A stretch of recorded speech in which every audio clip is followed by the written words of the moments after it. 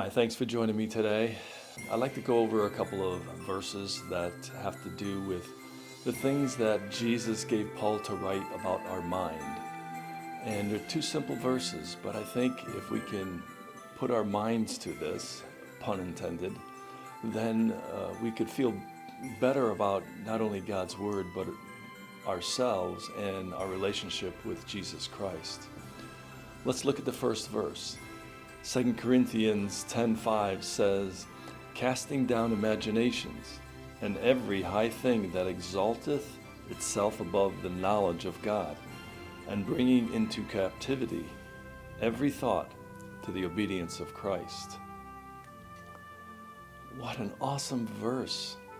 I don't know, I've been reading my Bible for 40 years, and just in recent months this verse has come to me, and it just says so much of what our minds are thinking about. There's so much stuff going on in the world today, and things that go on in our own lives. And this verse just speaks to the fact that we need to cast every imagination that exalts itself above the knowledge of God, and bring into captivity every thought to the obedience of Jesus Christ.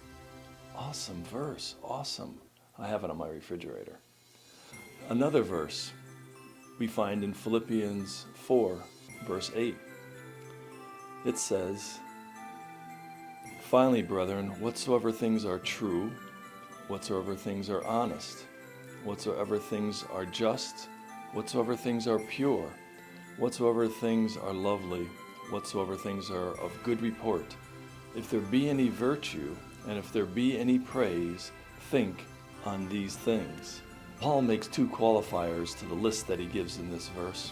He says, if there be any virtue, if there be any praise, think on these things.